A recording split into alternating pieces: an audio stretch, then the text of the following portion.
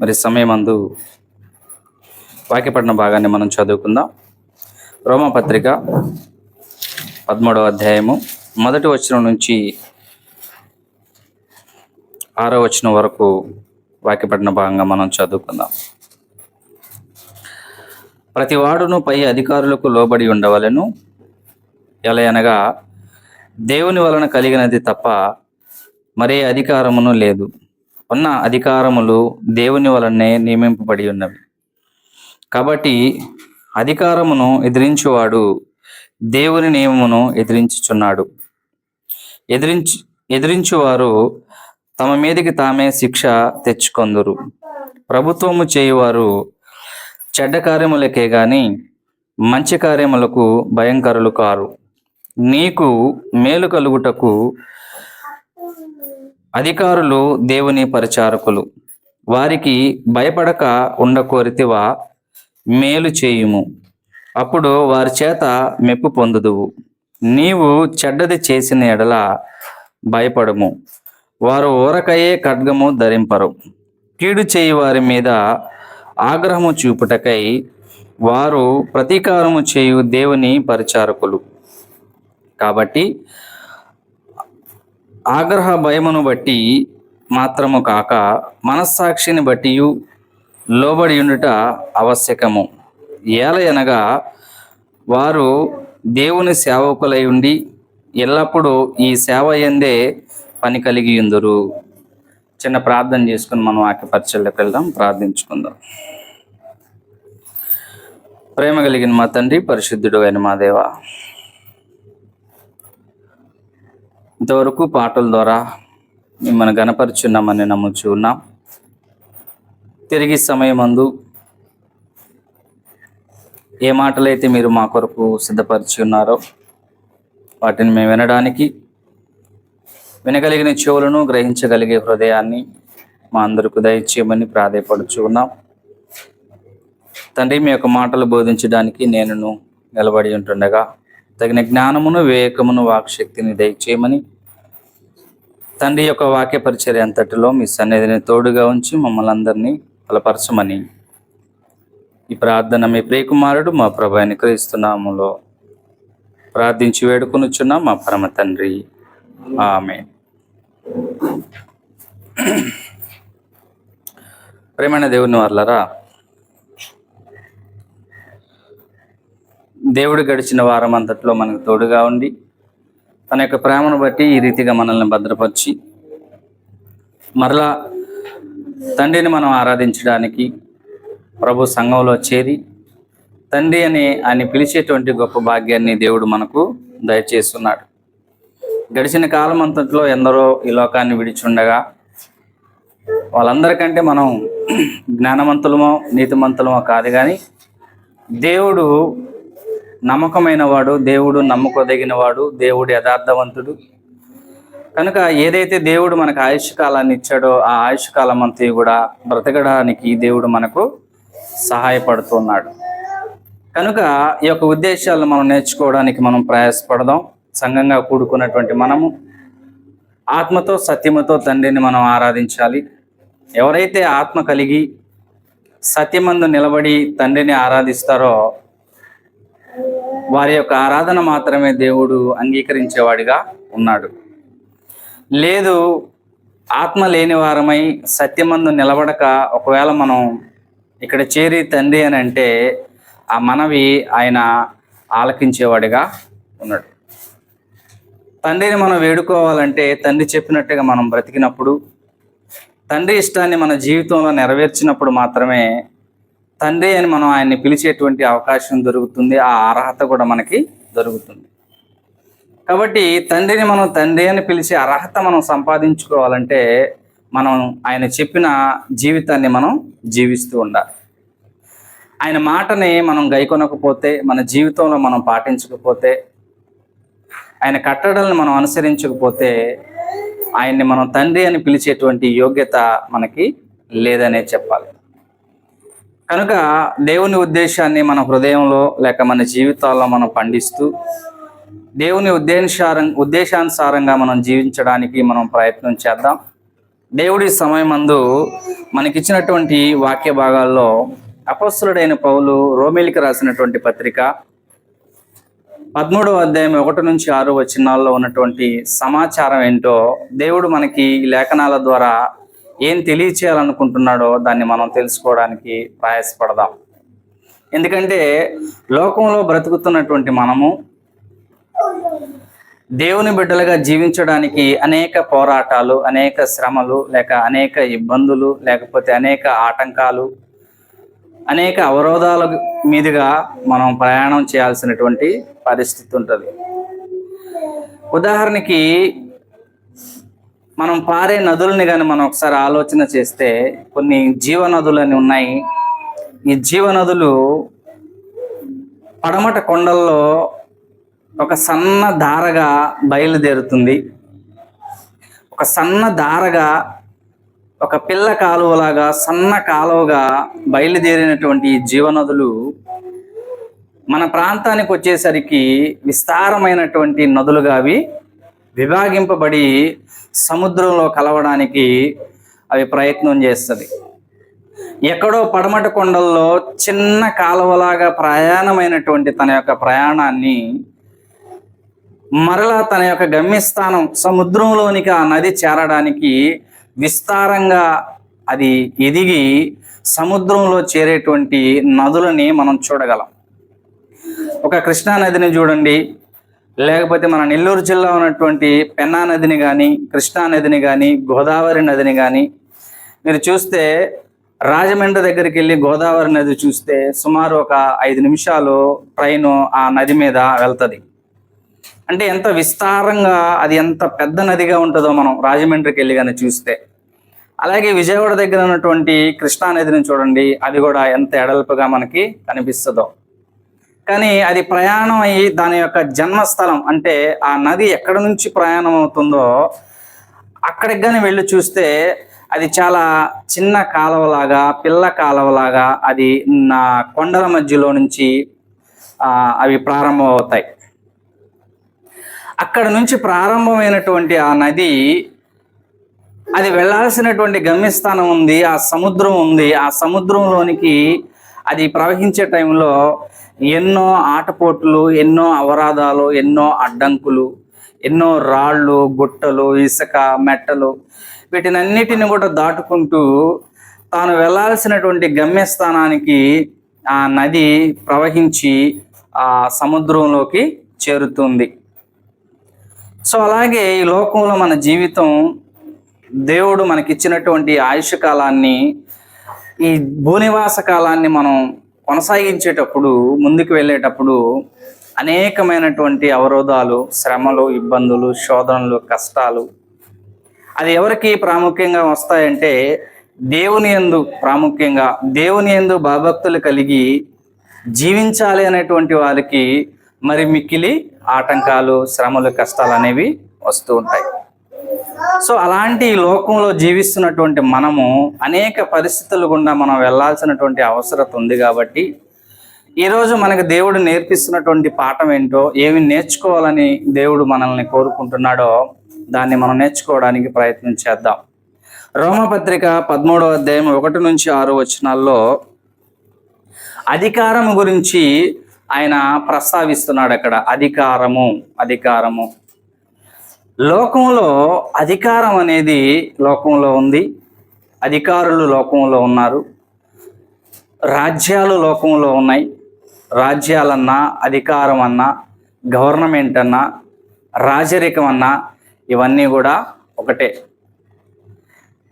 సుమారు ఒక 50, 60, 70 సంవత్సరాల క్రితం అధిక దేశాల్లో రాజరిక పాలన ఉండేది.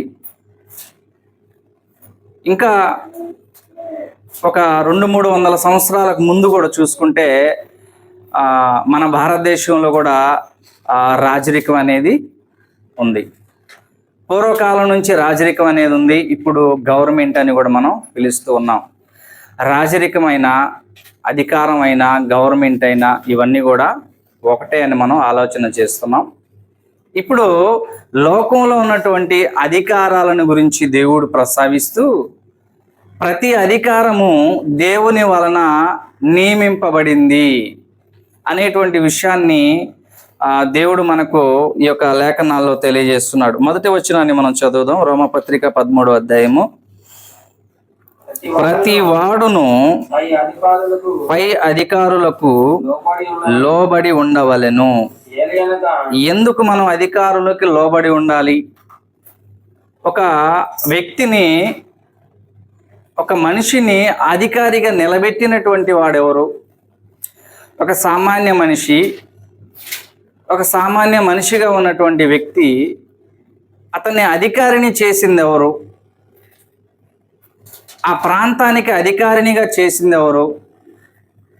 అసలు లోకంలో ఉన్నటువంటి అధికారం అంతా, లేక పరలోకంలో ఉన్నటువంటి అధికారం అంతా ఎవరి వలన కలిగిందో ఇక్కడ కింద వచనంలో ఆయన చెప్తున్నాడు. ఏలయనగా దేవుని వలన కలిగినది తప్ప మరి ఏ అధికారమును లేదు. లోకంలో ఉండే అధికారాలన్నీ దేవుడు నియమించినటువంటి అధికారాలే. ఏ అధికారం అయితే లోకంలో కొనసాగుతుందో, భారతదేశంలో ఒక అధికారం ఉంది, ఆంధ్ర రాష్ట్రంలో ఒక అధికారం ఉంది, తెలంగాణలో ఒక అధికారం ఉంది, అలాగే అమెరికాలో ఒక అధికారం ఉంటుంది. ప్రపంచంలో ఉండే 270 దేశాలలో వారి వారి యొక్క దేశంలో అధికారాలు ఉన్నాయి. అయితే దేవుడు అంటున్నాడు, ఉన్న అధికారాలన్నీ ఎవరి వలన కలిగినాయి అంటున్నాడు. ఇక్కడ దేవుని వలనే కలిగినటువంటి అధికారములు. ఉన్నటువంటి అధికారాలన్నీ దేవుని వలన కలుగుతూ ఉన్నవి. ఎందుకు ఆ మాట మనకి ప్రస్తావిస్తున్నాడు దేవుడు గ్రంథంలో? అధికారాలను గురించి మనం ఎందుకు తెలుసుకోవాలి అనంటే, అధికారానికి లోబడాల్సినటువంటి పరిస్థితి లోకంలో ఉన్నటువంటి మనుషులకి అవసరమై ఉంది గనక. ఆయా దేశాల్లో, ఆయా రాష్ట్రాల్లో ఉన్నటువంటి అధికారానికి ఆ ప్రాంతంలో నివాసం ఉంటున్నటువంటి మనుషులు ఏం చేయాలంటే ఆ అధికారానికి లోబడాలి. అధికారానికి ఏం చేయాలంట? లోబడాలి. ఒకవేళ మనం అధికారానికి లోబడకపోతే, అక్కడ దేవుడు అంటున్నాడు, అధికారానికి మనం లోబడకపోతే అధికారాలు, ఉన్న అధికారాలన్నీ ఎవరి ద్వారా కలిగినవి అంటున్నాడు. ఇక్కడ ఉన్న అధికారాలన్నీ ఏలయనగా దేవుని వలన కలిగినది తప్ప మరి ఏ అధికారమును లేదు. ఉన్న అధికారములు దేవుని వలనే. అదనమాట. ఉన్న అధికారాలన్నీ ఎవరి వలన నియమింపబడి ఉన్నాయట? దేవుని వలనే నియమింపబడి ఉన్నవి. క్రీస్తు శకం 320 వరకు, క్రీస్తు పూర్వం 600 నుంచి క్రీస్తు శకం 320 వరకు ప్రపంచాన్ని పరిపాలించినటువంటి అధికారాలు ఉన్నాయి. ప్రపంచం మొత్తాన్ని ఒకే అధికారం కింద ఉన్నటువంటి అధికారాలు 4 అధికారాలు ఉన్నాయి. 4. క్రీస్తు పూర్వం 600లో ప్రారంభమైంది భూమి మీద ఒక అధికారము. అది బబులోను మహాసామ్రాజ్యము. ఏంటట? బబులోను మహాసామ్రాజ్యం. ఇది మన బైబిల్లో ఉంది. అలాగే చరిత్రలో కూడా దీనికి ఆధారాలు ఉన్నాయి. బైబిల్ అనేది లోకస్తులు అనుకుంటున్నట్టుగా చరిత్ర ఆధారం లేని గ్రంథం కాదు. చాలామంది ఈ యొక్క గ్రంథాన్ని ఒక మత గ్రంథంగా ముద్రించి పక్కన పడేశారు. ఇది కేవలం క్రైస్తవులకు సంబంధించిన గ్రంథము. ఇది లోకం అంతటికి ఉపయోగపడేది కాదు. ఇది మనుషులందరికీ ఉపయోగపడేటువంటి గ్రంథము కాదని లోకంలో ఉన్నటువంటి అనేక మంది మత ఛాందస్యవాదులకి ఇది మింగుడుబడినటువంటి పరిస్థితి ఈ గ్రంథం గురించి. కానీ దేవుడు అంటున్నాడు, క్రీస్తు పూర్వం 600 నుంచి క్రీస్తు శకం 320 వరకు ప్రపంచాన్ని ఏకచక్రాధిపత్యంగా పరిపాలించినటువంటి మహాసామ్రాజ్యాలు 4 ప్రపంచాన్ని పరిపాలించినటువంటి సామ్రాజ్యాలు ఉన్నాయి. అవి గ్రంథంలోనూ ఉన్నాయి. అలాగే ఆధారంగా ఈ లోకంలో కూడా అవి ఉన్నాయి. మొదటి మహాసామ్రాజ్యమే బబులోను మహాసామ్రాజ్యం. బాబిలోనియన్స్ అంటారు వీళ్ళని. బాబిలోనియన్స్ అనే ఈ మహా సామ్రాజ్యము, ఈ రాజ్యంలో అధినేతను ఏమంటారంటే నెబుకద్నేజర్స్ అంటారు. వీళ్ళని ఏమంటారు? నెబుకద్నేజరు. మొదటి చక్రవర్తి నెబుకద్నేజరు. ఇతడు కల్దీయుడు. కల్దీయ సామ్రాజ్యంలో ఉన్నటువంటి ఇతన్ని ఎక్కడో మారుమూల ప్రాంతంలో రాజుగా ఉన్నటువంటి ఈ నెబుకద్నేజర్ని దేవుడు ఏం చేశాడంటే ప్రపంచం మొత్తాన్ని ఆ రాజు కిందకి తీసుకొని వచ్చాడు.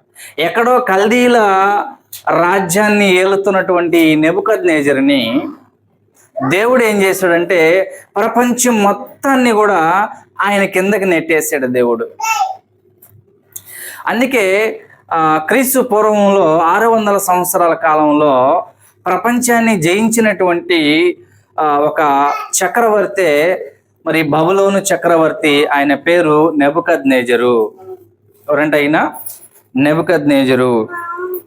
అయితే ఈ నెబుకద్నేజరు మొదటి సామ్రాజ్య అధినేత అయితే, రెండవ మహాసామ్రాజ్యం వచ్చింది మాదియా పారసీకుల సామ్రాజ్యము. ఇది కొంతకాలం ప్రపంచాన్ని పరిపాలించింది. తరువాత మూడవ సామ్రాజ్యం వచ్చింది గ్రీకుల సామ్రాజ్యము, అంటే గ్రీకుల పాలన వచ్చింది. అది కూడా సుమారు కొన్ని వందల సంవత్సరాల కాలము ప్రపంచాన్ని పరిపాలించింది. ఈ సామ్రాజ్యంలో అనేక మంది రాజులు ఉంటారు. ఈ రాజులందరూ ఆ సామ్రాజ్యంలో రాజరికాన్ని చేసినటువంటి వారు. గ్రీకుల సామ్రాజ్యము ప్రపంచాన్ని వారి ఆధీనంలో ఉంచుకొని పరిపాలించినటువంటి మహాసామ్రాజ్యాల్లో మూడవది గ్రీకు సామ్రాజ్యం అయితే, నాలుగవది రోమా సామ్రాజ్యం. ఎందుకు నేను ఈ విషయాలు మీకు చెప్తున్నానంటే, ఈ రాజ్యాలన్నీ ఎక్కడో కల్దీయ ప్రాంతంలో పరిపాలన చేస్తున్నటువంటి లేక రాజుగా ఉన్నటువంటి ఈ నెబుకద్నేజర్కి ప్రపంచం అంతటిని ఎందుకు అప్పగించాడు? ఎవరు అప్పగించారో మనం తెలుసుకోవాలి. ఒక మనిషిని ఒక అధికారిగా నియమించినటువంటి వాడెవరు?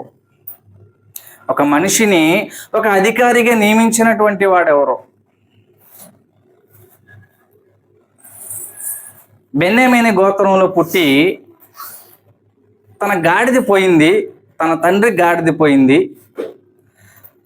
గాడిద పోయిందని ఎత్తుక్కుంటూ వచ్చాడు సౌలు. ఆయన వచ్చిన తర్వాత ఈ లోపల ఒక సంభాషణ జరుగుంది ఇశ్రాయేల్ ప్రజల మధ్య.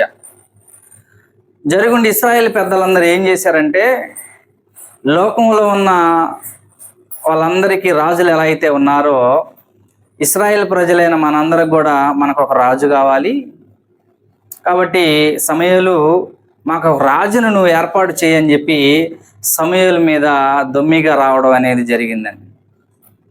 ఈ సమాచారాన్ని సమూయేలు ఏం చేస్తాడంటే దేవునికి ప్రస్తావించినప్పుడు దేవుడు ఏం చేస్తాడంటే, ఇదిగో గాడిద పోయిందని ఎతుక్కుంటూ వచ్చినటువంటి సౌలును చూసి ఏమంటాడంటే, ఇదిగో దావీదు, సమూయేలు, నువ్వు ఆ సౌలుని తీసుకొని వచ్చి ఈ ఇశ్రాయేల్ ప్రజలకి రాజుగా నియమించు అని అంటాడు దేవుడు.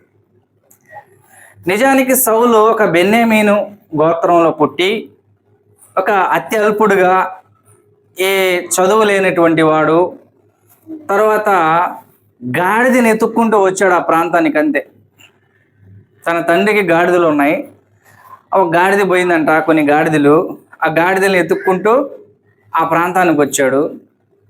ఆయన ఇంటికాడ బయలుదేరి వచ్చేటప్పుడు ఇశ్రాయేల్ ప్రజలకి దేవుడు నన్ను రాజుగా నియమించబోతున్నాడు అన్న సంగతి సౌలుకి తెలుసా? సౌలుకి తెలియదండి.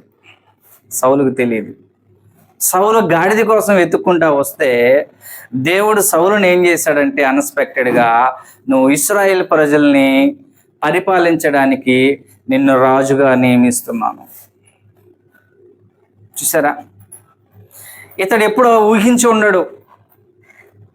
కొన్ని లక్షల మంది ఇశ్రాయేల్ ప్రజలందరికీ, 12 గోత్రాల ప్రజలందరికీ 40 సంవత్సరాలు నేను రాజుగా ఉండబోతానన్న సంగతి సౌలు గ్రహించాడా? సౌలుకి తెలుసా? సౌలు ముందుగా ఊహించాడా అంటే సౌలుకి ఆ విషయం ముందుగా తెలియదండి, ముందుగా తెలియదు. కానీ అంత అల్పుడుగా ఉన్నటువంటి సౌలుని ఇశ్రాయేలు ప్రజలకు రాజుగా ఎవరు నియమించారు అంటే దేవుడే మరి సౌలుని రాజుగా నియమించాడు. దేవుడే ఒక వ్యక్తిని రాజుగా నియమిస్తున్నాడు. దేవుడే ఒక వ్యక్తిని అధికారినిగా నియమిస్తున్నాడు. అధికారం ఉంది అంటే అది దేవుని వలన కలిగిన అధికారమే తప్ప ఇది మనుషులు తెచ్చుకుంటేనో, మనుషులు యుద్ధం చేసి సంపాదించుకుంటేనో, లేకపోతే మనుషులు ప్రజల్ని మెప్పించి ఓట్లేసి గెలిపించుకుంటేనో వచ్చిన అధికారము కాదు అని అధికారులు గమనించాల్సినటువంటి పరిస్థితి. ఇది మనుషులందరూ కలుసుకుని గెలిపిస్తే వచ్చిన అధికారం కాదు. అధికారం ఇది మనుషులు గెలిపిస్తే, మనుషులు ఇస్తే వచ్చింది కాదు ఈ అధికారం. అధికారి తెలుసుకోవాల్సినటువంటి విషయం ఏంటంటే ఈ అధికారము నాకు ఇచ్చిన వాడు పరలోకమందున్నటువంటి దేవుడు. ఒకసారి ఆ దేవుని గురించి ఒక మాటని మనం చూద్దాం. ఆదికాండము 24వ అధ్యాయాన్ని ఒకసారి మనం చదువుదాం. ఆదికాండము 24వ అధ్యాయము 4వ వచనాన్ని ఒకసారి మనం చదువుదాం. ఆదికాండము 24వ అధ్యాయము 4వ వచనం. నా స్వదేశమందున్న నా బంధువుల యొద్దకు వెళ్ళి ఇస్సాకును నా కుమారునికి భార్యను తెచ్చుటకు. దేవుడు ఎవరంట? ఎక్కడ దేవుడు? ఒకసారి చెప్తున్నాడు వినండి. ఆకాశము యొక్క దేవుడును భూమి యొక్క దేవుడునైనా యెహోవా. దేవుడు ఎక్కడెక్కడ దేవుడట? పైన ఆకాశమందు దేవుడే, కింద భూమి యందును సరే. దేవుడు ఎలాంటి వాడో, అసలు దేవుడు ఎవరు అని మనం ఆలోచన చేస్తే ఆకాశాన్ని కలిగించినటువంటి వాడు దేవుడు. ఆ కలిగించిన దేవుడు ఆకాశానికి దేవుడట. భూమిని కలిగించినటువంటి దేవుడు భూమికి కూడా దేవుడంట. పైన ఆకాశం ముందున్న దేవుడు ఆకాశానికి దేవుడు, భూమికి దేవుడై ఉన్న యెహోవా. కింద వచనాన్ని చదువుదాం. 7వ వచనంలో కూడా ఒక చక్కని మాట ఉంది. 7వ వచనంలో, నా తండ్రి ఇంట నుండి, నేను పుట్టిన దేశము నుండి నన్ను తెచ్చి నాతో మాటలాడి నీ సంతానమునకు ఈ దేశము నిచ్చెదనని ప్రమాణము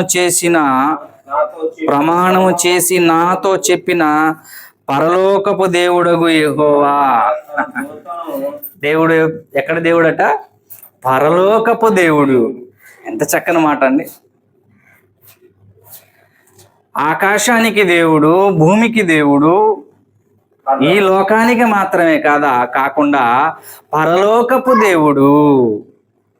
నా తండ్రి ఇంట నుంచి, నా స్వదేశము నుంచి నన్ను పిలిచి నేను నివాసం ఉంటున్న ఈ దేశాన్ని నా వాళ్ళకి స్వాస్థ్యంగా ఇస్తానని నాతో ప్రమాణం చేసినటువంటి పరలోకపు దేవుడైన యెహోవా. అక్కడి నుంచి నన్ను పిలిచి ఇక్కడికి నడిపించి ఈ దేశం మొత్తాన్ని నీకు స్వాస్యంగా ఇస్తానని ఎవరైతే నాకు చెప్పారో ఆయన ఎవరు అంటే పరలోకపు దేవుడు. ఎంత చక్కని మాట అండి. అంటే కనాను ప్రాంతానికి అబ్రహాముని పిలిచినటువంటి దేవుడు అబ్రహాముతో ఏమని వాగ్దానం చేశాడంటే, దేవుడు నేడు నువ్వు ఉన్నటువంటి ఈ ప్రాంతాన్ని నీ ప్రజలకు నేను స్వాస్యంగా ఇస్తాను, ప్రమాణం చేస్తున్నాను అంటున్నాడు. అంటే 7 జాతుల వాళ్ళని తరిమేసి ఆ ప్రాంతం మొత్తాన్ని అబ్రహాము సంతానానికి ఇస్తానని చెప్తున్నటువంటి దేవుడు ఎవరు అంటే పరలోకపు దేవుడు. ఆయన ఆకాశానికి దేవుడే, భూమికి కూడా దేవుడై ఉన్నాడు. అంతటి దేవుడు నేను ఈ ప్రాంతాన్ని నీ సంతానానికి నేను స్వాస్థ్యంగా ఇస్తాను. నేను ఇచ్చేది ఎవరంటున్నాడు ఇక్కడ? నువ్వు జయిస్తావో నీ సంతానం యుద్ధం చేసి సంపాదించుకుంటుంది అంటున్నాడు ఆ దేవుడు ఇక్కడ? కాదు, నేను వారికి ఇస్తాను, నేను వారికి ఇస్తాను. Promise, I promise. నేను ప్రమాణం చేసి. ఎంత బలవంతుడో దేవుడు చూడండి. మరి కనాను దేశం ఎలాంటి దేశం అయిపోతుంది? ఇశ్రాయేలు ప్రజలు ఐగుప్తు దేశం నుంచి మరలా దేవుడు వాగ్దానం చేసినటువంటి ఆ భూభాగానికి వచ్చేటప్పటికి దేవుడు వాగ్దానం చేసినటువంటి ఆ భూభాగం అంతా ఎలా ఉందో తెలుసా? పాలు తేనెలు ప్రవహించే దేశం అంట అది. ఒక ద్రాక్ష గల దండి మీద మోయాలి, ఇద్దరు పట్టుకొని మోయాలంట. అంత విస్తారంగా పండేటువంటి భూభాగాన్ని నేను నీ సంతానానికి నేను స్వాస్థ్యంగా ఇస్తాను అని ఎవరు ప్రమాణం చేస్తున్నాడంట? పరలోకపు దేవుడగు. ఎంత చక్కని మాట అండి. పరలోకపు దేవుడగు యెహోవా అంటే ఇస్తానంటున్నది ఎవరు? ఆ దేశాన్ని నీ సంతానానికి ఇస్తానంటున్నది ఎవరు అంటే ఒక సామాన్య మనిషి కాదు. ఒక సామాన్య మనిషి అయితే ఇదిగో 7 జాతుల వాళ్ళు నివాసం ఉంటున్నటువంటి ఆ కానాను ప్రాంతాన్ని వాళ్ళ చేతుల్లో నుంచి ఇశ్రాయేలు ప్రజలకు ఇవ్వాలంటే అది సామాన్యమైన పని కాదండి. ఎందుకో తెలుసా? 7 జాతుల వాళ్ళు నివాసం ఉంటున్నటువంటి ఆ ప్రదేశము, కానాను ప్రదేశము ఎంత బలమైనది అంటే ఆ 7 జాతుల వాళ్ళు బలవంతులు, వాళ్ళు నెఫీలీలు, వాళ్ళు బలం కలిగినటువంటి వాళ్ళు. వాళ్ళ ముందు ఇశ్రాయేలు జనాంగం వెళ్ళి నిలబడితేనంట, ఇశ్రాయేలు ప్రజలు పురుషులు వెళ్ళి నిలబడితేనంట, ఆ 7 జాతుల వాళ్ళలో ఉన్నటువంటి ఆ పురుషులు నిలబడితే వాళ్ళ ముందు వీళ్ళంట మిడతల్లా కనిపిస్తున్నారంట. అంటే ఇశ్రాయేల్ ప్రజలు పురుషులు మరి వాళ్ళ దృష్టికి మిడతల్లా కనిపిస్తున్నారంటే మరి ఆ 7 జాతుల వాళ్ళు ఎంత బలమైన వాళ్ళో చూడండి. అంతటి బలవంతుల చేతుల్లో నుంచి ఈ యొక్క రాజ్యాన్ని అంతటిని నీ సంతానానికి నేను స్వాస్థ్యంగా ఇవ్వబోతున్నా. నేను ఇచ్చేది అర్థమవుతుందా? ఉన్న అధికారాలు దేవుని వలనే నిర్మింపబడ్డాయి.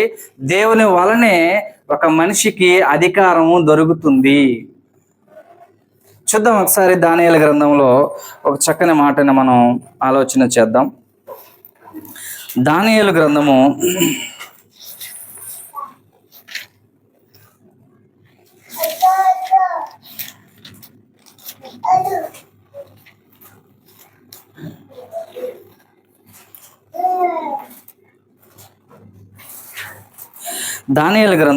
5వ అధ్యాయము 20వ వచనం నుంచి ఒకసారి మనం చదువుదాం. 17వ వచనం నుంచి చదువుదాం. దానియేలు గ్రంథము 5వ అధ్యాయము 17వ వచనం నుంచి చదువుదాం. ఇక్కడ ఉన్నటువంటి సందర్భం ఏంటంటే ఒకసారి నేను చెప్తాను, మీరు జాగ్రత్తగా వినడానికి ప్రయత్నం చేయండి. ప్రపంచాన్ని మొట్టమొదటిగా పరిపాలించినటువంటి మహాసామ్రాజ్యము బబులోను మహాసామ్రాజ్యం అయితే, ఈ బబులోను మహాసామ్రాజ్య అధినేత నెబుకద్నేజర్ అయితే, నెబుకద్నేజర్కి ప్రపంచాన్ని నెబుకద్నేజర్ చేతికి అప్పగించింది ఎవరు అప్పగించారంటే, ఒకానొక సమయంలో నెబుకద్నేజర్ అనుకుంటాడు, ఇదిగో ఈ యొక్క సామ్రాజ్యం మొత్తాన్ని జయించింది నా కత్తి చేత నేను జయించాను అని నెబుకద్నేజరు తన్ను తాను హెచ్చించుకుంటాడు.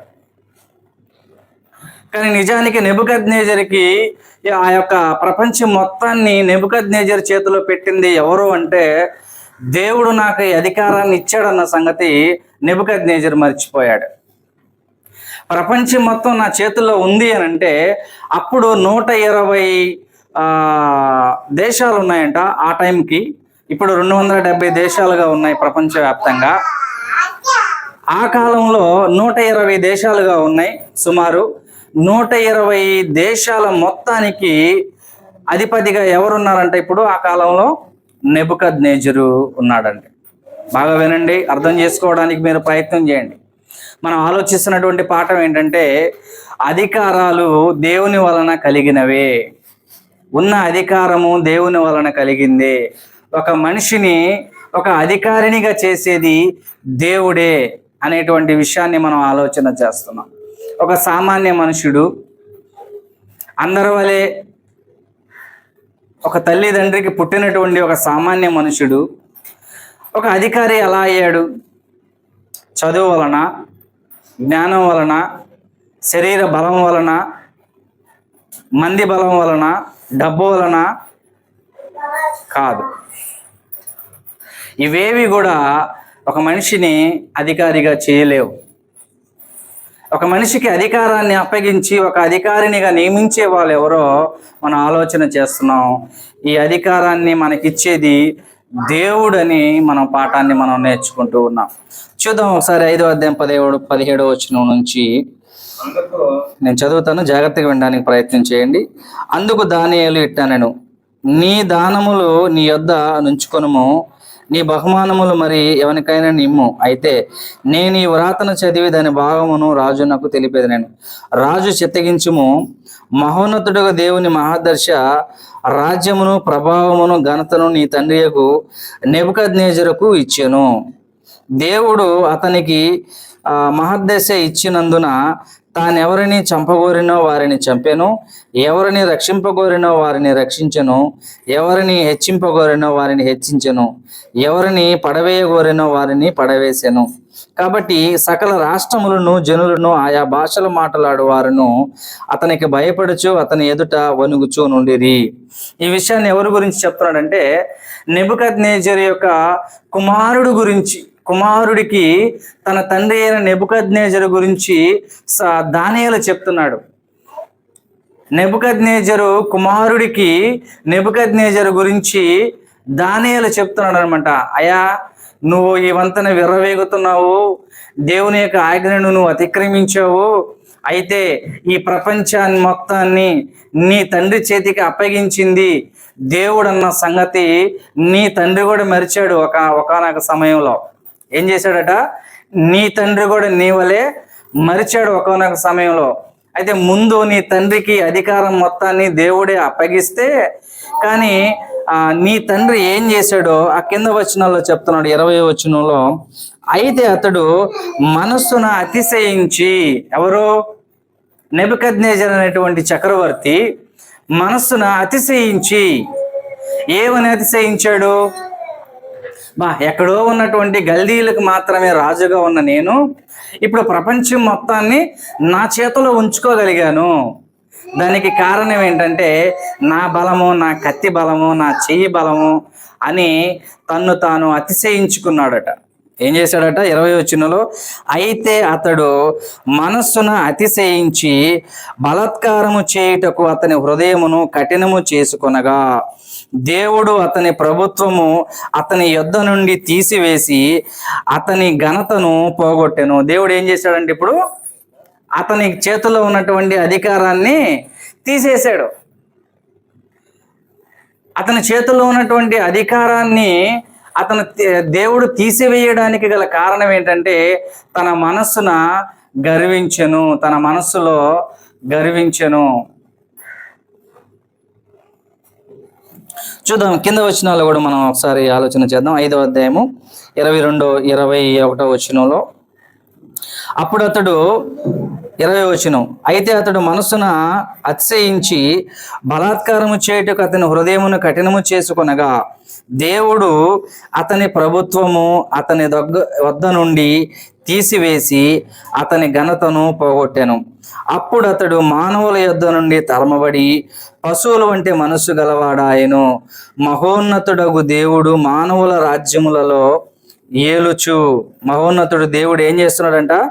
మానవుల రాజ్యములలో ఏలుచు ఎవరిని స్థాపింపగోరునో వారిని స్థాపించుడని అతడు తెలుసుకుని వరకు అతడు అడవి గాడిదల మధ్య నివసించుచు పశువుల వలె గడ్డి మేయుచు ఆకాశపు మంచు చేత తడిసిన శరీరము గలవాడాయను. నెబుకద్నెజరు అతిశయించిన వలన దేవుడు ఏం చేశాడంటే అతన్ని అడవిలోకి తోలేసేశాడు. ఏ అధికారులు అయితే నెబుకద్నెజరుని చూసి భయపడుతున్నారో ఆ అధికారులు ఏం చేశారంటే ఇప్పుడు నెబుకద్నెజరుని బయటికి తోలేశారు, అరణ్యంలోకి తోలేశారు. 7 కాలాల పాటు మరి నెబుకద్నెజరు ఏం చేశాడంటే మరి అడవిలో మంచుకి, ఎండకి, వానకి అలా అరణ్యంలోనే వాసం చేస్తున్నాడు. పశువు మనసు వచ్చేసిందంట ఆయనకు. ఎలాంటి మనసు వచ్చిందంట? పశువుకున్న మనసు వచ్చేసిందంట. పశువుకున్న బుద్ధి వచ్చేసింది. పశువుకి ఉండే బుద్ధి వలన పశువు ఏం చేస్తుంది? గడ్డి మేస్తుంది. ఆకలేస్తే ఏం చేస్తుంది? గడ్డి మేస్తుంది. మనకున్న మనస్సుకు బట్టి మనకు ఆకలేస్తే మనం ఏం చేస్తాం? గడ్డి మేస్తామా? గడ్డి మేయం. మనకు మనసున్న మన మనస్సు ఏం చేస్తుంది అంటే ఆహారం మీదకి వెళ్తాం, భోజనం చేస్తాం. కానీ పశువుకి ఆకలేస్తే దాని మనసు ఏంటి? గడ్డి మేయాలి. ఇప్పుడు పశువుల మనసుని ఇచ్చాడు ఎవరికి? నెబుకద్నెజరుకి. ఎందుకు ఇచ్చాడు ఆ మనసు అంటే తన మనస్సులో గర్వించాడు. ఈ అధికారం అంతా నా శక్తి వలనే నేను పొందాను, నా కత్తి వలనే నేను పొందాను. తన మనస్సులో అతడు అతిశయించిన దానిని బట్టి మరి దేవుడు ఏం చేశాడంటే నేను నీకు ఈ అధికారాన్ని ఇస్తే నన్ను నీ మనసులో నుంచి పక్కనకి నెట్టేసి నీ మనసులో నాకు గౌరవించక, నన్ను గౌరవించక ప్రపంచంలో ఉన్నటువంటి రాజులు అందరినీ నియమించేవాడును నేనే, ఆ రాజ్యంలో నుంచి కిందకి తోసివేయవాడును నేనే అన్న సంగతి నువ్వు మరిచిపోయి నీ హృదయమందు గర్వించిన దాన్ని బట్టి 7 కాలాల పాటు పశువు వలె నువ్వు గడ్డి మేయాలి పో అన్నాడు. 7 కాలాల పాటు నెబుకద్నెజరు గడ్డి మేస్తూ అరణ్యంలో ఉన్నాడు. ఎండకి ఎండుతూ, వానకి తడుస్తూ, మంచుకి ఎండుతూ భయంకరమైన స్థితిలోకి వెళ్ళిపోయాడు. భయంకరమైన స్థితిలోకి వెళ్ళిపోయాడు. అలాగే ఎన్ని సంవత్సరాలు జరిగిందంటే 7 కాలాల పాటు జరిగింది. అంటే సుమారుగా 7 సంవత్సరాల పాటు జరిగింది. ఇప్పుడు ఈయనకి ఏం తెలియాలని అక్కడికి తోలేశాడు దేవుడు? ఏం తెలియాలని తోలేశాడంటే అక్కడ రాస్తున్నాడు, మహోన్నతుడగు దేవుడు మానవుల రాజ్యములలో ఏలుచున్నాడు. దేవుడట మానవుల యొక్క రాజ్యాల్లో ఏలేటువంటి వాడు. ఒక మనిషిని ఒక అధికారిగా నియమించేవాడు దేవుడు అన్నటువంటి సంగతి ఈ మనిషి గ్రహించాలి. నేను ఇవాళ గెలిచాను అని ఎవరైతే అనుకుంటున్నారో వాళ్ళు తెలుసుకోవాల్సినటువంటి విషయం ఏంటంటే ఈ అధికారం నాకు రాష్ట్రంలో ఉన్న ప్రజలు కానీ, దేశంలో ఉన్నటువంటి ప్రజలు కానీ ఇచ్చింది కాదు. ఇది ఆకాశానికి దేవుడు, భూమికి దేవుడైనటువంటి పరలోకపు దేవుడు ఇచ్చాడన్న సంగతి ఆ వ్యక్తులు గుర్తించాలి, ఆ అధికారి గుర్తించాలి అని దేవుడి పాఠాన్ని ప్రజలకు తెలియజేస్తున్నాడు. అధికారాలన్నీ నా వలన కలిగినవే అంటున్నాడు ఇక్కడ. అధికారాలన్నీ నా వలన కలిగినవే. లోకమందు ఏ అధికారం అయితే ఉందో ఆ అధికారము నా వలనే కలిగింది. నేనిస్తేనే మానవుల రాజ్యాల్లో అధికారం ఏలుతుంది. అందుకే అంటున్నాడు ఇక్కడ, మహోన్నతుడకు దేవుడు మానవుల రాజ్యములలో ఏలుచు ఎవరిని స్థాపింపగోరునో వారిని స్థాపించుచు. అర్థమవుతున్నాయి నేను చెప్పి? ఎవరినైతే రాజుగా నియమించాలనుకుంటున్నాడో వారినే దేవుడు రాజుగా నియమిస్తున్నాడు. ఎవడినైతే వీడు రాజుగా తగడని దించేయాలనుకుంటున్నాడో వాడిని దించేవాడు కూడా దేవుడే అన్న సంగతి ఈ నెబుకద్నెజరుకి మరలా తెలిసేంత వరకు 7 కాలాల పాటు పశువు వలెను గడ్డి మేస్తూ ఉండాలని చెప్పి మరి నెబుకద్నెజరుని అడవిలోకి పంపించేశాడు దేవుడు. ఎప్పుడైతే 7 కాలాల తర్వాత, సుమారు 7 సంవత్సరాల తర్వాత మళ్ళీ నెబుకద్నెజరుకి బుద్ధి వచ్చింది. మళ్ళా నెబుకద్నెజరుకి ఏమొచ్చిందట? బుద్ధి వచ్చింది. అయ్యో, మహోన్నతుడైన దేవుడు, పరలోకమందున్నటువంటి దేవుడు, రాజ్యాలని స్థాపించగలిగినటువంటి దేవుణ్ణి నేను మరిచి నా హృదయమందు నేను అతిశయించి తినే. ఎక్కడో మారుమూల ప్రాంతంలో ఒక చిన్న రాజ్యంలో ఉన్నటువంటి రాజుగా ఉన్నటువంటి నన్ను ప్రపంచ వేదిక మీద నిలబెట్టింది ఆ దేవుడే అన్నటువంటి సంగతిని నేను మరిచితినే. కాబట్టి ఇప్పుడు నేను మనిషిని అన్న సంగతిని మరిచి నేను పశువు వలె గడ్డి మేసే స్వభావంలోనికి ఆ దేవుడే నన్ను నెట్టివేశాడు. అర్థమైందా? నేను మనిషిని అన్న సంగతి మరిచిపోయాడు. ఇప్పుడు అతనికి ఏ స్వభావం వచ్చిందంట? పశువు వలె స్వభావం వచ్చేసింది. పశువుకి ఆకలిస్తే గడ్డి సైజు వస్తుంది కానీ ఇళ్లలో దబరల సైజు వస్తుందని. మనం చూసేది ఆకలి వేస్తే దబరలు చూస్తాం, కానీ పశువులు అయితే గెడ్డ వలస వెళ్తాయి. ఎందుకు? అది మేయాల్సింది గెడ్డే కాబట్టి. ఇప్పుడు ఆ స్వభావము నెబుకద్నెజరుకి దేవుడు అనుగ్రహించేశాడు. ఎందుకు అనుగ్రహించాడంటే, తాను మనిషి అన్న సంగతిని ఎందుకు మరిపించేశాడంటే, దేవుడు రాజ్యాన్ని నాకు అప్పగించాడన్న సంగతి అతడు మరిచాడు కాబట్టి. నేను దేవునికి సంబంధించినటువంటి వ్యక్తిని, ఈ ప్రపంచ వేదిక మీద నన్ను నిలబెట్టింది ఆయనే, తన యొక్క ప్రజలైన ఇశ్రాయేలు ప్రజలందరినీ కూడా నా చేతి కిందకి నడిపించింది ఆ దేవుడే అన్న సంగతి నేను మరిచాను కాబట్టి, ఇప్పుడు నేనెవరో నన్ను మరిచేటట్టుగా దేవుడు చేసేసాడు. మరొక మాటను చూద్దాం, ఎంత బాగుంటుందండి ఆ మాట. దానియేలు గ్రంథము 2వ అధ్యాయము 20, 21, 22 వచనాలను మనం ఒకసారి చదువుదాం.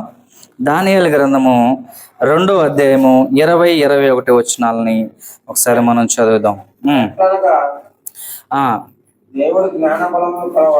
ఎట్లనగా దేవుడు జ్ఞాన బలములు కలవాడు, యుగములన్నిటను దేవుని నామము స్తుతి నొందునుగాక. ఆయన కాలములను సమయములను మార్చువాడయుండి రాజులను త్రోసివేయుచు నియమించుచు ఉన్నవాడు. చాలు. ఏం చేస్తాడంటే దేవుడు రాజులను తోసివేసుచు నియమించేది ఎవరట? దేవుడు. ఎంత చక్కని వర్తమానాన్ని దేవుడు మనకు తెలియజేస్తున్నాడు చూడండి. లోకంలో ఉన్నటువంటి అధికారము ఏదైతే ఉందో అది నా వలనే లోకంలోనికి వచ్చింది అధికారం. ఒక మనిషికి అధికారాన్ని ఇచ్చిన వాడు ఎవరు అంటే లోకంలో ఉన్నటువంటి ప్రజలు కాదు, లోకాన్ని కలిగించినటువంటి దేవుణ్ణైన నేను నీకు అధికారాన్ని ఇస్తున్నాను. మళ్ళా చదవదాం 21వ వచనం. ఆయన కాలములను సమయములను మార్చువాడై ఉండి, కాలాలని సమయాలను ఏం చేస్తున్నాడట? ఇవాళ 2023 పోయి 2024 వచ్చామా లేదా? కాలాలని మార్చువాడు ఎవరట? కాలములను సమయములను దేవుడు తన స్వాధీనం అందించుకొని ఉన్నాడు. అపొస్తలుల కార్యము 1వ అధ్యాయంలో మాటని మనం చూడొచ్చు. కాలములు సమయాలు ఎవరి స్వాధీనంలో ఉన్నాయంట? దేవుని స్వాధీనంలో ఉన్నాయి. ఎందుకంటే దేవుడు కాలాతీతుడు. దేవుడు ఎవరంట? కాలాల్లో నివసించేవాడు కాదు, కాలాన్ని కలిగించిన వాడు దేవుడు. మనం కాలంలో జన్మించాం, అయితే దేవుడు ఎవరో తెలుసా? కాలాలను కలిగించిన వాడు దేవుడు. అంటే ఆయన కాలాతీతుడు. ఆయనకు ఇన్ని సంవత్సరాలని కాలం కట్టలేం మనం. దేవుడు అయ్యా ఎన్ని సంవత్సరాల నుంచి నీ దేవుడు ఉన్నాడు భూమి మీద అంటే మనం చెప్పాలి, అరే బచ్చాగా భూమి ఆకాశములు లేనప్పుడు నుంచే ఉన్నాడు నా దేవుడు. ఎప్పటి నుంచి ఉన్నాడట? భూమి పుట్టింది కాదురా, భూమి ఆకాశము లేనప్పుడే నా దేవుడు ఉన్నవాడు. ఆయన పరలోకానికి దేవుడే, ఆకాశానికి దేవుడే, భూమికి దేవుడే, నీకు నాకు అందరికీ కూడా ఆయనే దేవుడు. ఎందుకో తెలుసా? ఆయన కాలాతీతుడు. శాశ్వత కాలం నుంచి శాశ్వత కాలం వరకు ఉండేవాడు. ఆయన ఇన్ని సంవత్సరాల నుంచి ఉన్నవాడు నా దేవుడని మనం చెప్పశక్యము కాదు. ఎందుకో తెలుసా? ఆయన కాలాల్లో నివసించేవాడు కాదు, కానీ కాలాన్ని కలిగించేవాడే దేవుడు.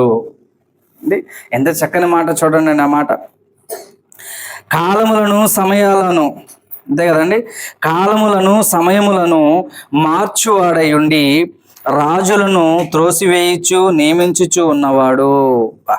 ఎంత చక్కని మాట అండి. రాజులను ఏం చేయగలడంట? తోసేస్తాడు. నెబుకద్నెజరుకి ఇచ్చాడు. ఒక 70-80 సంవత్సరాలు పరిపాలన చేశారు. తర్వాత వెంటనే ఏం చేశాడో తెలుసా? నెబుకద్నెజరుని పక్కకి నెట్టేసి, ఆ సామ్రాజ్యాన్ని పక్కకు నెట్టేసి పర్షియన్ సామ్రాజ్యానికి ఇచ్చేశాడు. మరలా మాదియా పారసీకుల సామ్రాజ్యాలు మరి ఆ బబులోను సామ్రాజ్యాన్ని కొల్లగొట్టేసి ఈ సామ్రాజ్యాలు మరి ప్రపంచాన్ని ఆలడం అనేది జరిగింది. మరి ఈ సామ్రాజ్యానికి కూడా ఈ ప్రపంచాన్ని అందించినటువంటి వాడు ఎవరంటే దేవుడే. అందుకే ఒక మాట మనం చూసాం, ఇందాక చదువుకుంటూ ఉన్నాం 5వ అధ్యాయంలో ఒక చక్కని మాటను మనం చూడబోతాం. 22వ వచనం 5వ అధ్యాయం దానియేలు గ్రంథము. బెల్షస్సరు అతని కుమారుడు అగు నీవు. ఎవరు కుమారుడు ఈ బెల్షస్సర్ అంటే? నెబుకద్నెజరు కుమారుడు. గడ్డి మేసాడు కదా నెబుకద్నెజరు. ఈ నెబుకద్నెజరుకి దేవుడే రాజుగా నియమిస్తే ఇతడు మనసును గర్వించి దేవుణ్ణి విడిచిపెట్టేశాడు. అయితే మళ్ళా అడవిలో పంపించాడు, గడ్డి మేసేటట్టు చేశాడు. మళ్ళా 7 సంవత్సరాల తర్వాత అతనికి బుద్ధి వచ్చేసింది, అరే దేవుడే నన్ను కలిగించిన వాడు, దేవుడే ఈ రాజ్యాలన్నిటిని నాకు అప్పగించాడు అనే యొక్క జ్ఞానంలోనికి మళ్ళా నెబుకద్నెజరు వచ్చేసాడు. ఆ విషయాన్ని తన కుమారుడు అయినటువంటి బెల్షస్సర్కి చెప్తున్నాడు. ఎవరు? దానియేలు. అరే ఒకానొక సమయంలో నీ తండ్రి నీలాగే మొండికేశాడు, నీలాగే వ్యతిరేకంగా జీవించాడు. కాబట్టి నీ తండ్రిని ఏం చేశాడంటే ఇదిగో అడవిలోకి పంపించి పశువుల వలె గడ్డి మేసేటట్టు చేశాడు దేవుడు. నువ్వు అనుకుంటున్నావేమో నువ్వు పెద్ద బలవంతుడివి, నువ్వు విక్రమార్కుడు అని నువ్వు అనుకుంటున్నావేమో, కానీ నీ తండ్రి అంతటి వాడినే కూడా దేవుడు ఏం చేశాడు? అడవికి పంపించి గడ్డి మేసేటట్టుగా చేశాడు. కాబట్టి అంటున్నాడు ఇక్కడ, బెల్షస్సరు అతని కుమారుడు నీవు ఈ సంగతి అంతయు ఎరిగియుండియు నీ మనస్సును అణుచుకొనక పరలోకమందున్న ప్రభువు మీద నిన్ను నీవే హెచ్చించుకుంటివి.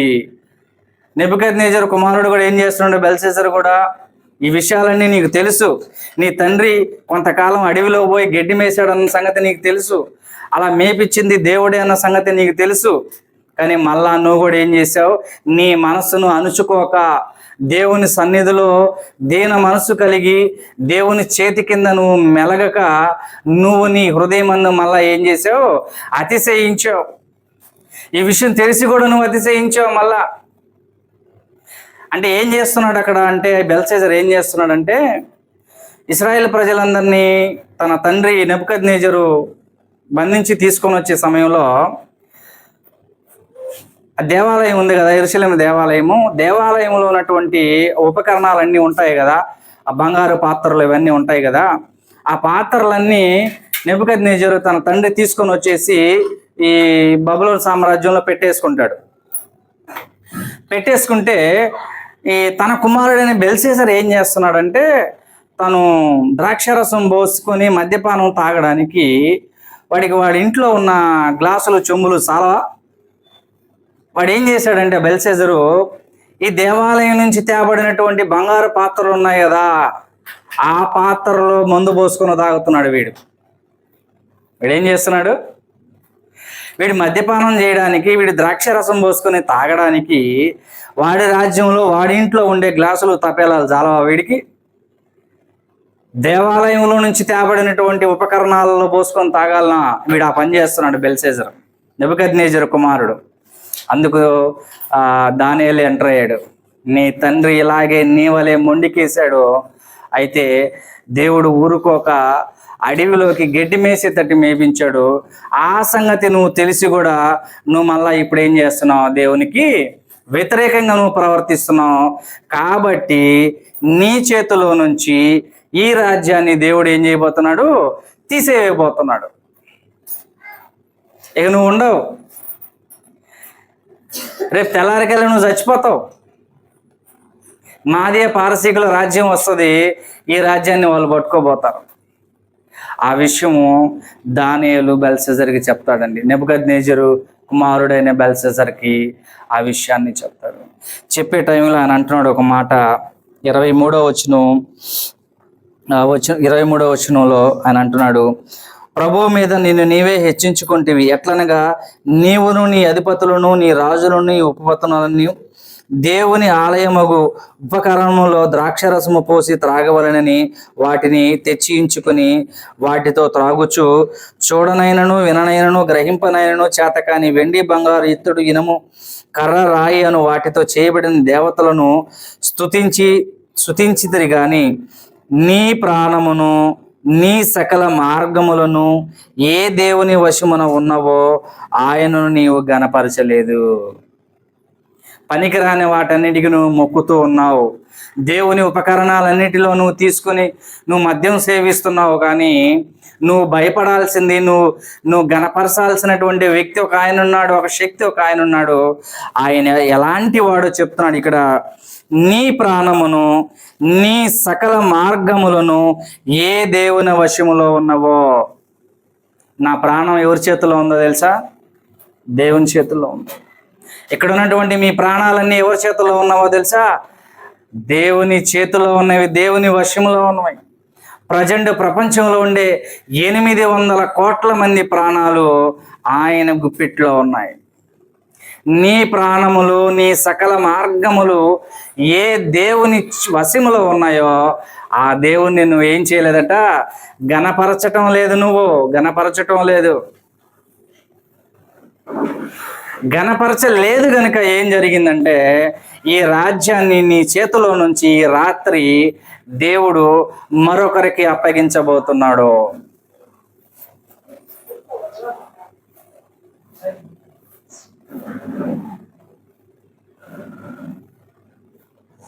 ప్రేమైన దేవుని వాళ్ళరా, దేవుడు ఇస్తున్నటువంటి అధికారము,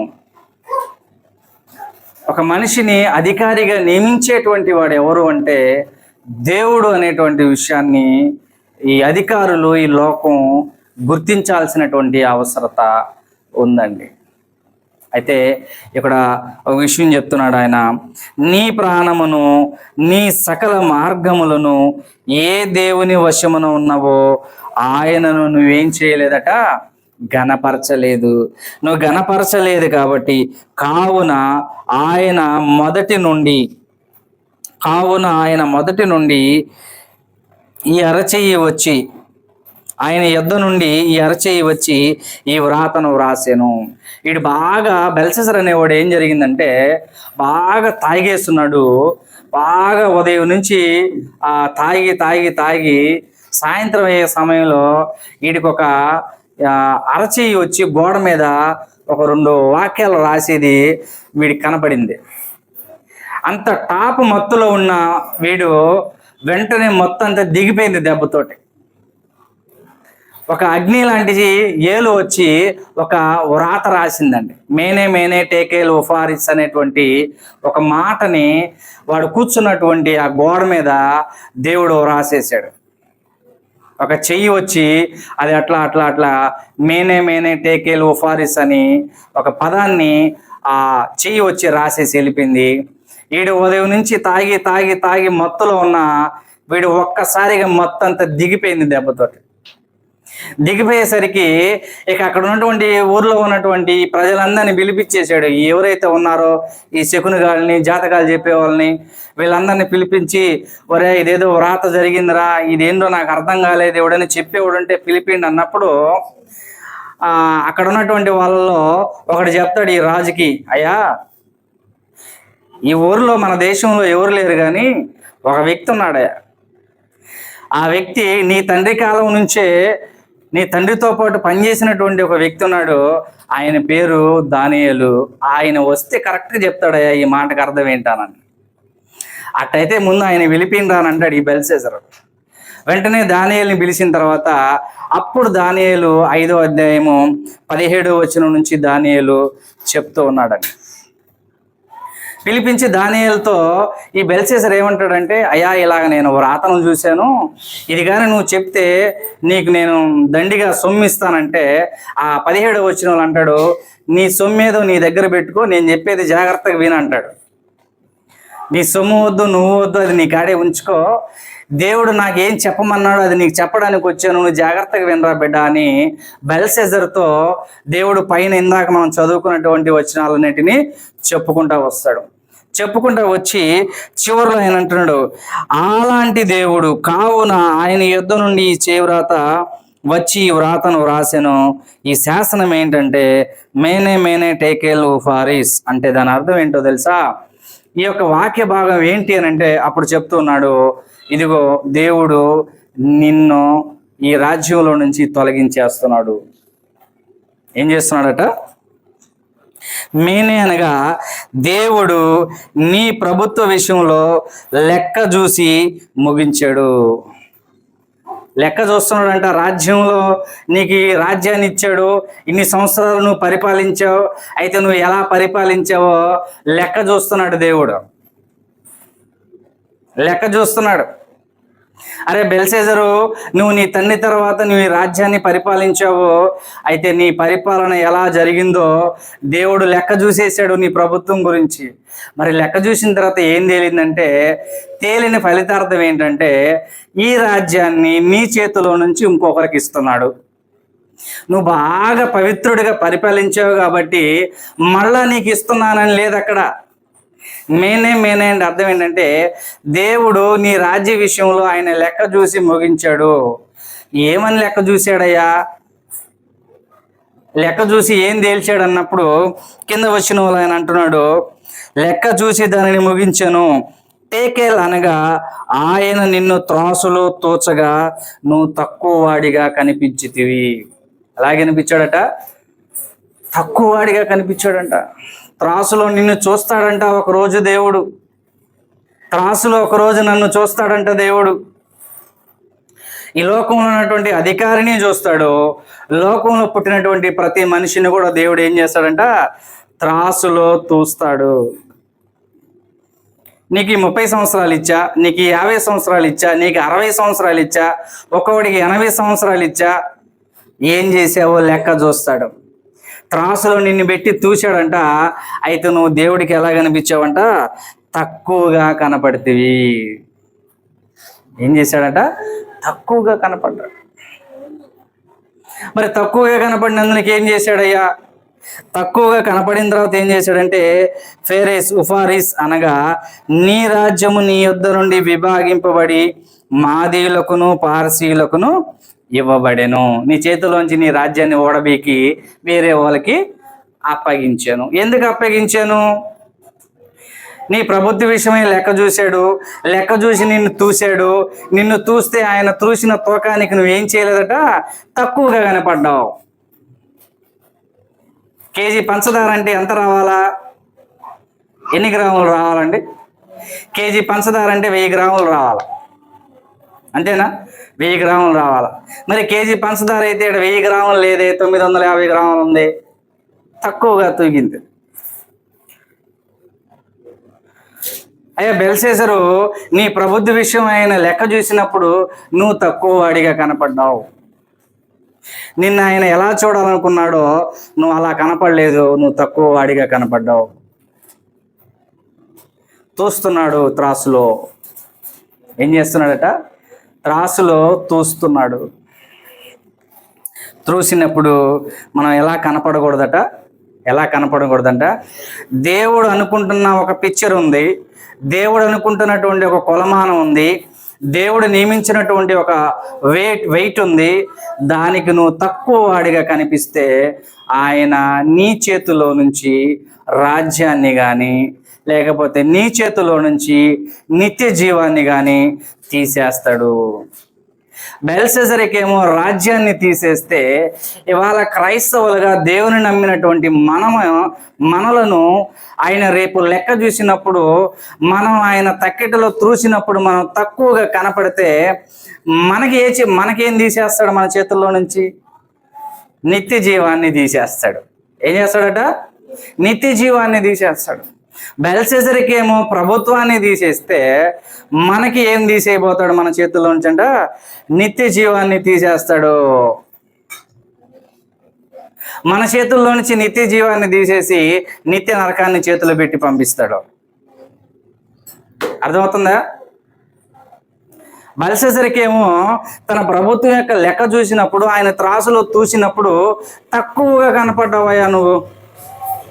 నీకు కొన్ని మార్కులు ఇచ్చాడు, నీ మార్కులకి, దేవుడు ఎంచుకున్న మార్కులకి, నీకు వచ్చిన మార్కులకి ఎలా ఉన్నాయంట, తక్కువగా కనపడ్డావు. కాబట్టి దేవుడు ఏం చేస్తున్నాడంటే నీ చేతిలో నుంచి ఈ రాజ్యాన్ని తీసేసి మరొకరికి అప్పగిస్తున్నాడు. అయితే ఈ మాటలో నుంచి క్రైస్తవులుగా మనం నేర్చుకోవాల్సినటువంటి పాఠం ఏంటంటే, రేపు మనలను కూడా ఆయన త్రాసులో తూచబోతున్నాడు. మనలను కూడా దేవుడు ఏం చేయబోతున్నాడంట, త్రాసులో తోచబోతున్నాడంట. మనల్ని తూచినప్పుడు మనం కూడా తక్కువగా కనబడితే మరి మన చేతుల్లోంచి ఏం తీసేస్తాడంటే నిత్య జీవాన్ని తీసేస్తాడు.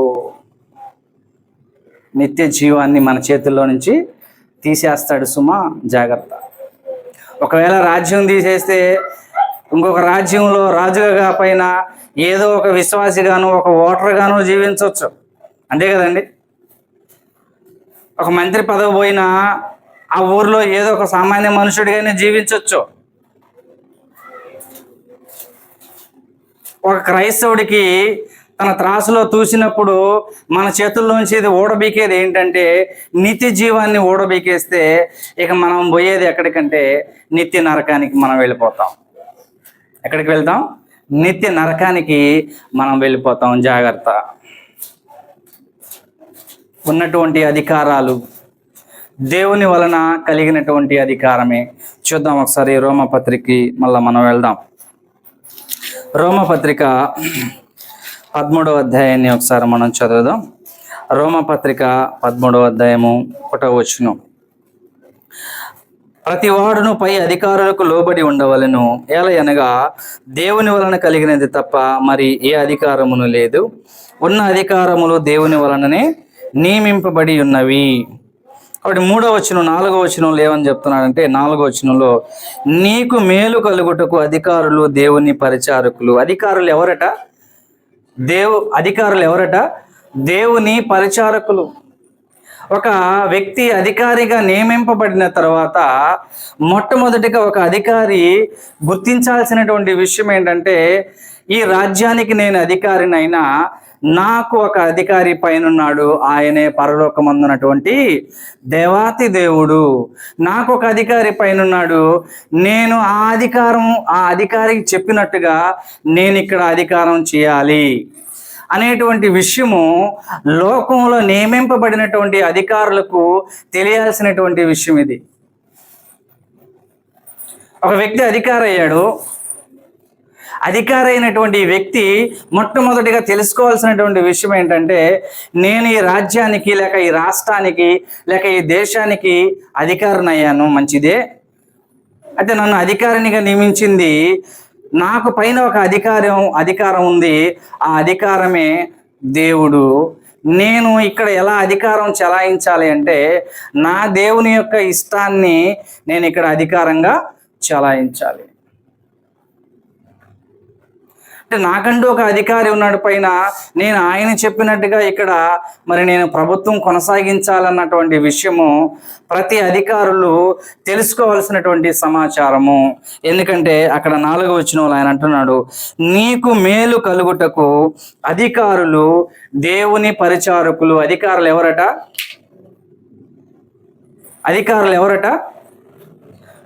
అధికారులు దేవుని పరిచారకులు అంట. అధికారులు ఎవరట? దేవుని పరిచారకులు. ఇప్పుడు అధికారులకు ఏం తెలియాలంటే నేను దేవుని పరిచారకుడను, ఈ ప్రజలందరి మీద నా కాలు పెట్టేవాడిని కాదు, ఈ ప్రజలందరి మీద నా కాలు పెట్టి వెళ్ళిన అదిమేవాడిని కాదు, నేను దేవుని పరిచారకుడను. తన ప్రజలను కాయడానికి తానే నన్ను ఒక అధికారినిగా నియమించాడని, నేను ఆ దేవుని చిత్తాన్ని లేకపోతే ఆ దేవుని ప్రజలను ఎలా పరిపాలించాలో ఆ దేవుని వలన తెలుసుకునే వాడై నేను పరిపాలన కొనసాగించాలి అని అధికారి తెలుసుకోవాలి. ఒకవేళ అలాగా తెలుసుకొని అధికారులు ఒకవేళ లోకంలో చలామణి అయితే, ఇందాక మనం చదివాం బెల్షెజర్ అనేటువంటి ఒక అధికారి దేవుని యొక్క చిత్తం ఏంటో ఎరిగి కూడా ఆయనను తిరస్కరించి బతికాడు బెల్షెజరు. అయితే దేవుడు వచ్చి వెంటనే ఏం చేశాడట? దేవుడు నీ చేతిలో నుంచి నీ అధికారాన్ని తీసివేసేస్తాడు అధికారం. మనం అనుకుంటాం మనుషులు వేస్తే మేము గెలిచామని. లేదు, నాకు ఈ ఐఏఎస్ ఐపీఎస్ వచ్చిందంటే నేను మంచిగా రోజుకి 18 గంటలు చదివాను, బాగా కష్టపడ్డాను, నేను బాగా రాశాను కాబట్టి నాకు ఈ యొక్క కలెక్టర్ ఉద్యోగం లేకపోతే ఐపీఎస్ ఉద్యోగం వచ్చిందని అనుకుంటారు మనుషులు. కానీ కాదండి. దేవుడే అధికారినిగా నిన్ను నియమిస్తున్నాడు. దేవుడు ఇవ్వకపోతే ఒక మనిషికి అధికారము రాదు అన్నటువంటి విషయాన్ని దేవుడు తన గ్రంథంలో మనకు తెలియజేస్తున్నాడు. ఎంత చక్కని విషయాలు దేవుడు మనకు తెలియజేస్తున్నాడు. మనం అనుకుంటాం ఒక రాజు పోయి ఇంకొక రాజ్యాన్ని జయించి ఆ రాజుని చంపేశాడు కాబట్టి ఆ రాజ్యాన్ని గెలిచాడని మనం అనుకుంటున్నాం. అయితే ఇక్కడ దేవుడు అంటున్నాడు, ఆ రాజ్యాన్ని నీ చేతికి అప్పగించింది నేనే, సకల రాజ్యములను నీకు అప్పగించింది నేనే. దేవుడు అంటున్నటువంటి మాట. ఆయన ఎలాంటి వాడై ఉండి మనకు అప్పగిస్తున్నాడట? ఎలాంటి వాడై ఉండి మనకు అప్పగిస్తున్నాడంటే, ఇందాక ఆదికాండం 24వ అధ్యాయంలో మనం చదివాం, ఆయన ఆకాశమునకు దేవుడే, భూమికి దేవుడే, ఆయన పరలోకపు దేవుడు కూడా, ఆయన సర్వాధిపతి. ఎవరంటే ఆయన ఎందుకు వీరందరికీ అధికారాన్ని ఇస్తున్నాడంటే, సర్వాధికారమైనటువంటి దేవుడు ఆయన. సర్వ అధికారాలు ఎవరి చేతిలో ఉన్నాయట? ఆయన చేతుల్లో ఉన్నాయి. సర్వాధికారం కలిగినటువంటి వాడు కాబట్టి ప్రతి ఒక్కరికి ఆయా అధికారాలను, ఆయా ప్రాంతాలను బట్టి అధికారాలని దేవుడు వారికి దయచేస్తూ ఉన్నాడు. కాబట్టి అధికారులు ఎవరు అనంటే దేవుని పరిచారకులు ఈ అధికారులు. అలాగే చూద్దాం, మనం ఇంకొక మాటను కూడా మనం చూద్దాం. వారు 4వ వచనం చివరిలో కూడా, వారు ప్రతీకారము చేయు దేవుని పరిచారకులు. ఎవరంట? ప్రతీకారము చేయు దేవుని పరిచారకులు. ఇప్పుడు లోకంలో మరి అధికారులు, కొంతమంది అధికారులు ఉన్నారు. మరి అధికారులు తప్పు చేసిన వాళ్ళని ఏం చేస్తారు? వాళ్ళు శిక్షిస్తారా లేదా? శిక్షిస్తారు. ఆ అధికారం వాళ్ళకి ఎవరు ఇచ్చారు? దేవుడు అనుగ్రహించాడు. శిక్షించే అధికారము దేవుడే వారికి అనుగ్రహించినట్టుగా లేఖనాల్లో మనం చూడగలుగుతున్నాం. కనుక ప్రేమైన దేవుని వాళ్ళరా, ఇదిగో ఉన్నటువంటి అధికారాలన్నీ దేవుని వలన కలిగినవే. ఉన్నటువంటి అధికారాలన్నీ దేవుని వలన కలిగినటువంటి అధికారాలు. ఎందుకంటే ఆయన సర్వాధిపతి. ఆయన ఎవరట? సర్వాధిపతి. ఆయన సర్వానికి అధిపతి. ఆయన అలాంటి అధికారం కలిగినటువంటి వాడు కాబట్టి ప్రతి ఒక్కరికి తన యొక్క అధికారాన్ని పంచి ఇస్తున్నాడు. తన యొక్క అధికారాన్ని ప్రతి మనిషికి పంచి ఇస్తున్నాడు. ఒక్కొక్క దేశంలో ఒక్కొక్క వ్యక్తి అధికారిగా నియమింపబడుతున్నాడు, రాజుగా నియమింపబడుతున్నాడంటే మరి ఆ రాజును నియమించేవాడు దేవుడు. మనం అనుకుంటాం చాలామంది, అరే ఏంటి ఇలా జరిగింది, ఏంటి ఇలా జరిగింది. నిజానికి ఈయనే అవుతాడు అనుకున్నాం మేము మంత్రి, ఈయనే అవుతాడు అనుకున్నాం మేము రాజు, అది ఇలా జరిగింది ఏంటి అని మనం ఆలోచన చేస్తాం. కానీ మనుషుల ఆలోచనలు అనేకములట. అయితే తీర్మానం ఎవరిదట? యెహోవాదే తీర్మానం. మనుషులు అనేకం ఆలోచిస్తారట. ఆలోచనలు మనుషులకు అనేకములు వస్తాయట.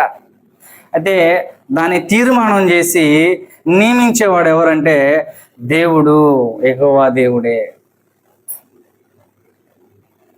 ఒక మనిషి యుద్ధానికి వెళ్ళేటప్పుడు అనుకుంటాడంట, ఖచ్చితంగా నేను గెలవాల్సిందే, ఆ రాజ్యాన్ని జయించి, ఆ రాజును బంధించి, ఆ రాజును చంపి నేను ఆ రాజ్యాన్ని జయించాలని రాజు వెళ్తాడు ప్రతి ఒక్కరు. అలాగే అవతల నుంచి వచ్చే రాజు కూడా అనుకుంటాడా లేదా? నేను ఓడిపోవాలని ఒక రాజు, నేను గెలవాలని ఒక రాజు వెళ్తారా యుద్ధానికి? లేదు. ఇద్దరు రాజులు ఇద్దరు గెలవాలనే ఉద్దేశంతోనే వెళ్తారు. అయితే చివరికి ఒకరు ఓడుతారు, ఒకరు గెలుస్తారు. అవునా కాదా?